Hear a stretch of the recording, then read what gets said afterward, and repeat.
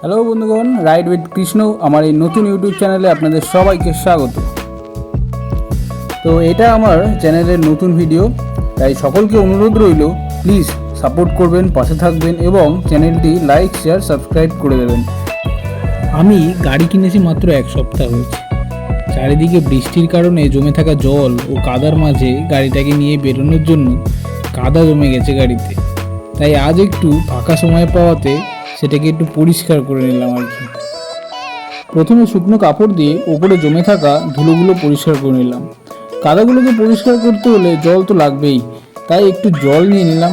নিচের কাদাগুলো পরিষ্কার করার জন্য শুতে হবে, তাই একটা কাঠের তক্তা নিয়ে নিলাম। এটা শুয়ে নিচের কাদাগুলো পরিষ্কার করতে বেশ সুবিধাই হবে বলে মনে হচ্ছে।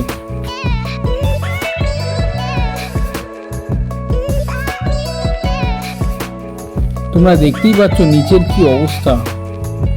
শুধু গাড়ি কিনলাম আর চললাম, ঘুরলাম, তা করলে তো হবে না। গাড়ির যত্ন নেওয়াটা খুবই প্রয়োজনীয়, খুবই দরকার।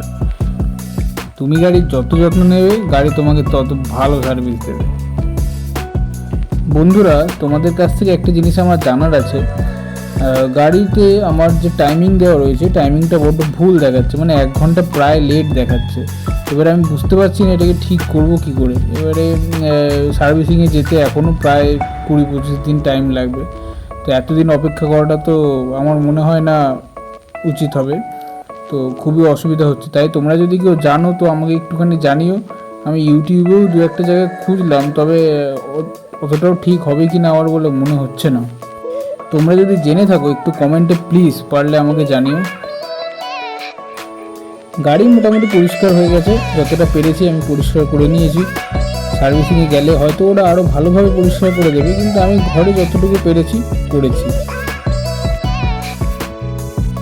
সত্যি কথা বলতে গাড়িটা কিনবো করে প্রায় আমি 2 বছর ধরে চেষ্টা করছি। অনেক কষ্টে টাকা পয়সা জমিয়ে অ্যাটলিস্ট কিনতে পেরেছি আমি গাড়িটা।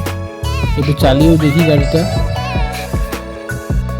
তো টাটা বন্ধুরা, আজকের ভিডিও এই পর্যন্তই। যদি ভালো লেগে থাকে অবশ্যই লাইক, শেয়ার এবং সাবস্ক্রাইব করে দেবেন, আর পাশে থাকা বেল আইকনটা চেপে দেবেন খুব তাড়াতাড়ি ভিডিও পাওয়ার জন্য। তো দেখা হচ্ছে আবার পরবর্তী ভিডিওতে। চলুন, টাটা।